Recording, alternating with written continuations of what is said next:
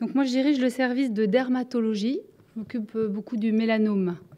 Alors, je voulais reprendre un petit peu les... Vous me posez souvent des questions. Je m'aperçois qu'il y a vraiment besoin de comprendre un petit peu ce que c'est que ce cancer, qui reste quand même mystérieux pour pas mal de gens. Donc, ça débute sur la peau et ça ressemble parfois à un grain de beauté, parfois pas trop. Le plus souvent, c'est comme ça, un peu irrégulier dans les contours. Ça, c'est la forme la plus fréquente. On l'appelle mélanome superficiel extensif. Donc superficiel, au début, c'est en superficie de la peau. Ça va quand c'est encore bien en superficie. Le problème, c'est que parfois, au bout d'un moment, enfin le plus souvent, si on le laisse évoluer, ça devient profond.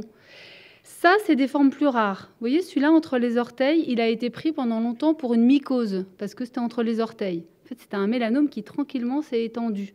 C'était piégeant au début.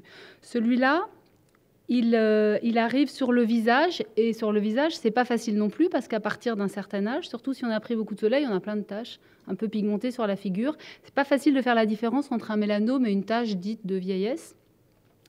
Sur l'ongle, c'est pareil. Au début, il y a juste un petit trait pigmenté qui pourrait être un grain de beauté. Et en fait, quand ça s'élargit assez rapidement, et surtout si ça déborde là, c'est un mélanome. Et ça, c'est le mélanome nodulaire. Alors celui-là, c'est vraiment le pire parce qu'il n'a pas de phase superficielle au départ. Et ça ressemble pas à un mélanome au début. Ça ressemble à un kyste parfois, même un bouton de moustique, sauf que voilà, ça reste et ça grossit. Et c'est un peu difficile à croire que ces choses qui débutent sur la peau et qui peuvent ressembler à des grains de beauté peuvent finir par parfois tuer les gens. Il y a un espèce de moyen un peu mémotechnique ABCDE. Asymétrie, A. B, bord irrégulier. C, couleur inhomogène. D, diamètre supérieur à tant. Mais c'est surtout le E, évolution. C'est-à-dire qu'un mélanome, ça ne reste pas immobile, ça bouge. Ça veut dire que sur votre peau, si vous avez des choses qui vous paraissent bizarres, surtout si elles se modifient en quelques mois, il faut vraiment aller consulter rapidement. Le mélanome est un cancer qui est pas du tout le plus fréquent, mais ce qui est inquiétant, c'est que son incidence augmente au cours des dernières années, des dernières décennies. C'est le cancer dont l'incidence a le plus augmenté. Regardez cette augmentation de l'incidence. Donc ça, c'est aux États-Unis, mais ça s'est retrouvé de façon globale. Heureusement, la mortalité n'augmente pas autant. Ça veut dire que, en partie, c'est aussi parce qu'on les diagnostique mieux, on les trouve plus. Mais quand même, c'est inquiétant et c'est en partie lié aux habitudes d'exposition solaire, parce que le facteur de risque le plus important, c'est l'exposition solaire. Évidemment, celui qui arrive sous la plante des pieds, c'est pas le soleil. Ils ne sont pas tous liés au soleil. Mais les plus fréquents, ceux que je vous ai montrés en premier, les superficiels extensifs, ils sont en grande partie liés au soleil. Si on se remet dans la peau, vous avez l'épiderme ici. L'épiderme, ça fait à peu près 100 microns. C'est très fin. Vous voyez, l'épiderme, c'est ce qui se décolle si vous faites une ampoule. Quand vous faites une ampoule, en général, ça ne saigne pas. Parce que ça se décolle ici entre l'épiderme et le derme. Et dans l'épiderme, il n'y a pas de vaisseau sanguin, il n'y a pas de vaisseau lymphatique. C'est important, pourquoi? Parce que si on enlève un mélanome et qu'il est que dans l'épiderme, on appelle ça in situ ou intraépidermique, on est très content parce qu'il n'y aura pas de métastase, on est sûr, parce qu'il n'y a pas eu de contact avec les vaisseaux. D'où l'importance de faire des diagnostics précoces.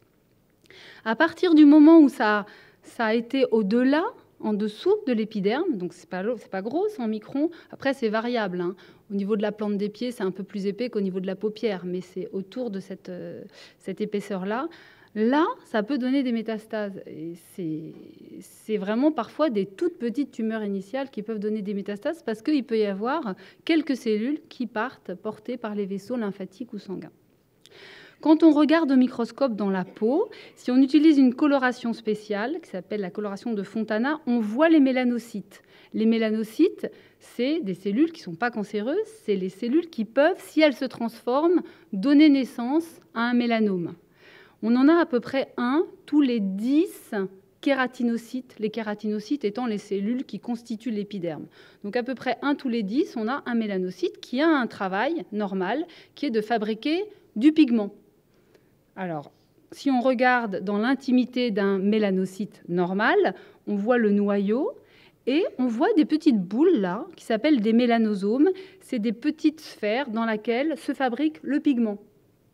Il se fabrique de plus en plus, donc il y a des mélanosomes de plus en plus mûrs, et il les transfère aux autres cellules, les kératinocytes, et c'est ça qui fait que vous êtes bronzé quand vous allez au soleil. C'est le transfert du pigment vers les autres cellules.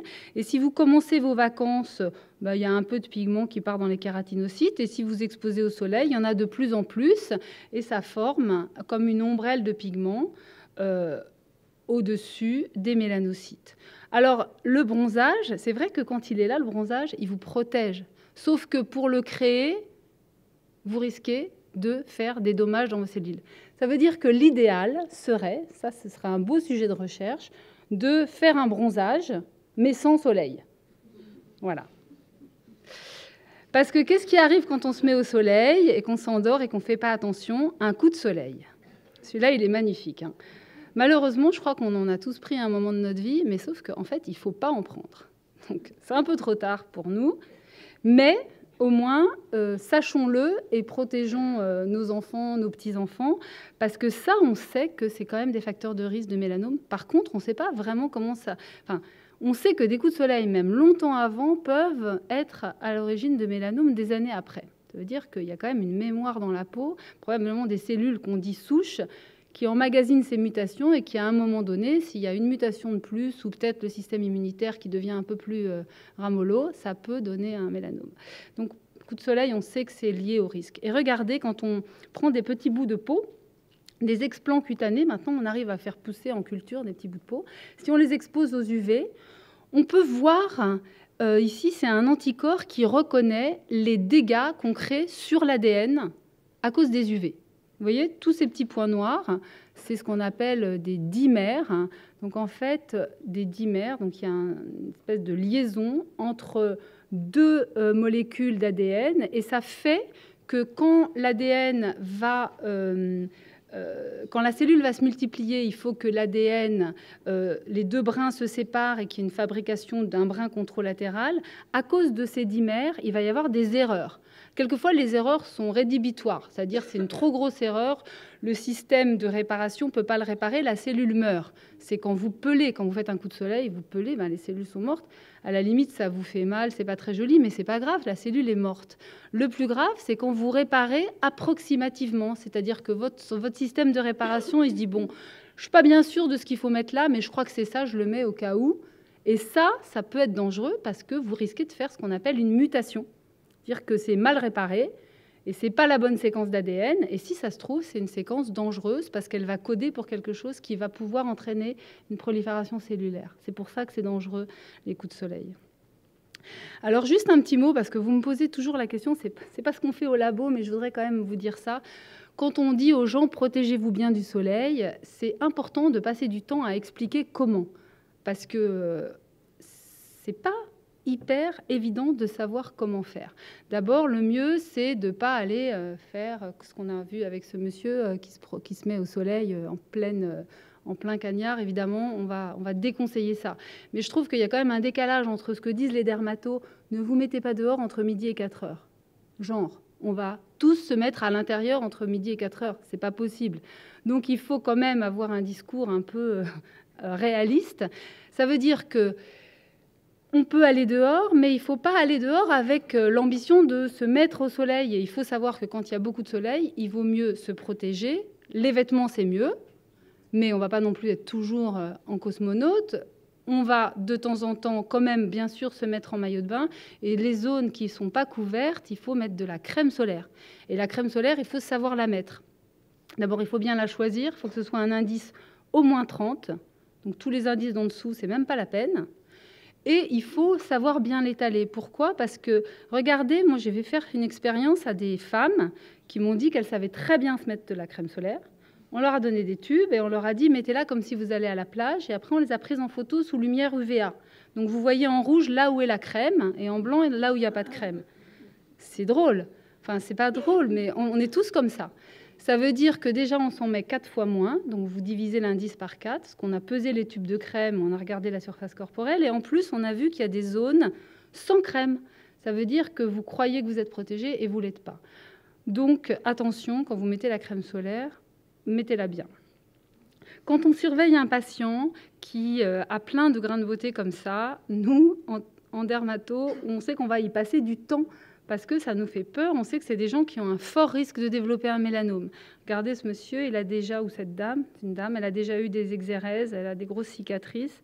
On passe beaucoup de temps et on se sert beaucoup de photographies, puisque la différence entre comment c'était il y a 6 mois et comment c'est aujourd'hui, ça va être important. Et on a, chez cette dame à qui on a déjà enlevé 5 mélanomes, un jour, on a vu une lésion qui n'était pas vraiment plus suspecte que les autres, sauf qu'on l'a vue apparaître à un intervalle de 1 an. Donc on l'a enlevé et c'était un mélanome. Donc la surveillance par photographie est très utile. Photographiez-vous vous-même, photographiez-vous chez vous, faites-vous photographier et comparez. Pas la peine de le faire tous les 3 mois, mais faites-le au moins une fois, refaites-le 5 ans après, ça vous permet de vous surveiller et ça vous permet, quand vous allez voir votre dermato, de dire comment c'était avant. On a créé une application qui s'appelle iSkin, qui vous permet de vous photographier de façon reproductible. Vous pouvez la télécharger gratuitement. Bon, si on revient un petit peu à ce qu'on fait, nous, en recherche, donc malheureusement, le mélanome va pouvoir grossir dans un certain nombre de cas s'il n'est pas enlevé et va atteindre le derme et les vaisseaux et pouvoir entraîner des métastases. Et comme disait Fanny tout à l'heure, les métastases, quand on n'est plus au stade opérable, on commence à avoir des problèmes. Et voilà, je sais que c'est choquant à voir, mais aussi c'est la réalité, donc on est là pour la voir en face. On a des patients qui développent des métastases ici. Vous voyez tous ces petits grains là, c'est des métastases lymphatiques. Et donc, on les voit jusque-là. Et là où on ne voit pas, il y en a sûrement aussi. Donc, du coup, là, c'est complètement inutile d'aller opérer parce que ça y est, c'est parti, c'est lâché. Et il va falloir qu'on ait une stratégie bien différente, une stratégie dite systémique. Ça peut aller partout, le mélanome, ça peut aller dans tous les organes et ça peut aller dans le cerveau. Regardez une grosse métastase cérébrale qu'on a opérée. C'est évidemment, quand c'est dans le cerveau, très très dangereux. Et donc, il nous faut des armes efficaces. Et on a, depuis quelques années, donc ça je vous l'ai déjà bien dit il y a 2 ans et l'année dernière, on a complètement changé nos stratégies de traitement. On n'est plus avec des traitements par chimiothérapie qui marchaient peu ou pas. On a 2 stratégies. 2 stratégies qui marchent pas mal du tout, mais il faut qu'on les améliore encore. C'est les thérapies ciblées pour les quelques mélanomes, enfin les 50% de mélanomes qui ont une mutation particulière de BRAF. Donc la moitié des mélanomes peuvent être traités par thérapie ciblée. Donc traitement direct du cancer avec des drogues qui peuvent détruire les cellules cancéreuses, ou pour les mélanomes qui ne sont pas mutés en BRAF ou qui sont mutés BRAF, tous les mélanomes, potentiellement, on peut les traiter par immunothérapie, où là, c'est traitement indirect. On stimule le système immunitaire, et ce système immunitaire, par des lymphocytes qu'on va libérer dans leur action, vont avoir comme mission d'aller, donc de façon indirecte, détruire le cancer. Et grâce à ces 2 approches, on a vraiment énormément changé notre stratégie. On ne fait plus du tout comme avant. Maintenant, c'est soit thérapie ciblée, soit immunothérapie. Grâce à ces 2 approches, le risque de décès, quand on a un patient avec un mélanome métastatique inopérable, il est diminué énormément. On a augmenté les chances de survie de 60%. Donc c'est un bond énorme. Mais seulement, ça ne suffit pas parce qu'il y a des patients qui ne répondent pas. Et moi, j'insiste là-dessus parce que on est enthousiaste, on transmet notre enthousiasme aux journalistes dans les médias qui font des papiers où ils ont l'air de dire que c'est réglé. C'est pas vrai. Malheureusement, c'est pas vrai. Il y a encore des résistances. Alors, il y a les résistances primaires. Ça veut dire le patient, il répond pas du tout. Ça arrive dans à peu près 30-40% des cas. Ça répond pas du tout. Résistance primaire. Ou résistance secondaire, ça répond. Ça veut dire les métastases, on les voit au scanner, on les voit quelquefois à l'œil nu. Ça diminue. Et après, 6 mois après, 1 an après, ça revient. Résistance secondaire. Donc voilà, nous, au labo, on travaille là-dessus. Donc je ne vous ai pas trop montré des images de labo. J'espère que vous avez pu visiter et voir les chercheurs, mais je vais vous dire un petit peu comment on s'y prend. En fait, on essaye de comprendre les mécanismes de résistance et de les contrer, de les déjouer. Et quand même, les tumeurs, tumeurs malignes, elles sont vraiment malignes. On s'attaque à quelque chose d'assez difficile. D'abord, il y a les résistances aux thérapies ciblées. Donc, j'ai mis les noms des chercheurs qui sont impliqués dans ce projet-là. Les thérapies ciblées, en fait, Dès qu'on met les cellules cancéreuses en contact des thérapies ciblées, panique à bord, les cellules cancéreuses, elles sont en état de stress et elles cherchent un moyen d'échapper à ce traitement. Et elles mettent en jeu un tas de mécanismes adaptatifs et parfois, elles y arrivent et hop, elles trouvent une issue. Et en général, elles sélectionnent un clone cellulaire qui est porteur d'une mutation qui confère la résistance et hop, elles partent en résistance. Mais le temps de trouver cette issue, c'est un moment où il se passe des choses et Shenzi, qui est là et qui pourrait répondre à vos questions, a identifié les mécanismes qui sont associés à cette panique initiale et on peut le cibler avec un médicament. Donc on pense que si on fait une combinaison de traitements, on donne la thérapie ciblée et dès qu'on la donne, hop, on donne quelque chose qui va agir sur ce mécanisme adaptatif qui fait que les cellules persistent en attendant de trouver une voie de secours, on pourra vraiment diminuer les résistances.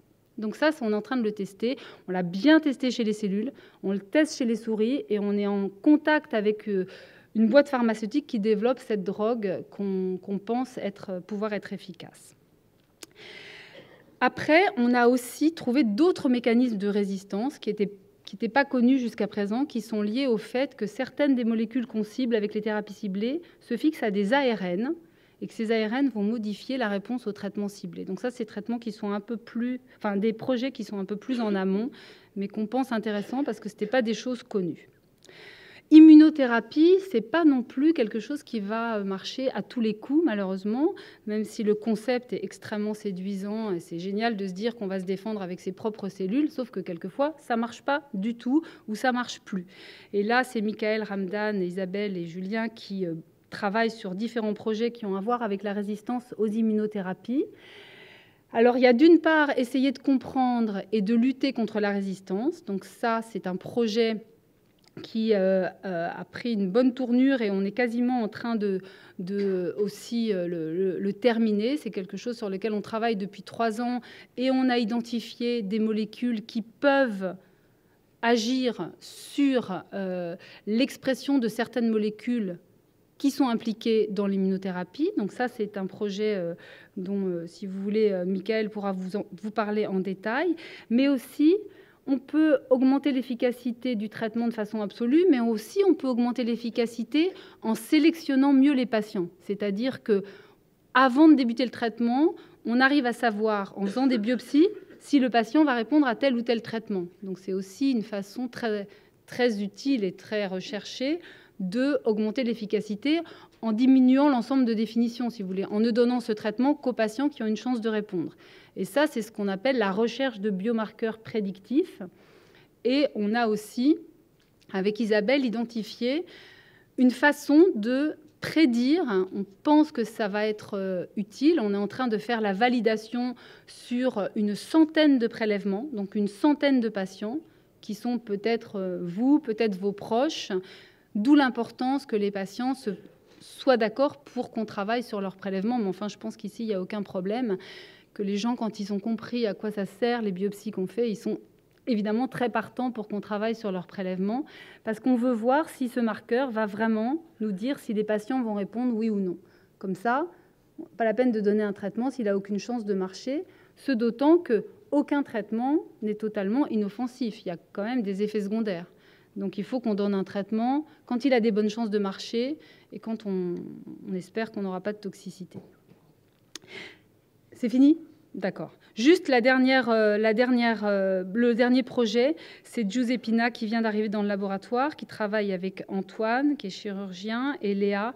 C'est que certaines cellules ont un espèce de fonctionnement énergétique qui les rend extrêmement résistantes. Et ça, on sait que certains patients avec ce marqueur dans le sang sont réfractaires à tout traitement. Et ce projet-là débute aussi pour s'attaquer à des patients qui répondent ni aux immunothérapies ni aux thérapies ciblées. Donc, le patient, il est au centre. Il y a les médecins, il y a la recherche translationnelle, il y a la recherche clinique, et tout ça, ça communique. Et voilà les gens en clinique, et voilà les gens au labo. Et juste, on a eu des bébés très récemment. Donc, c'est une équipe dynamique et très productive. Voilà. Merci.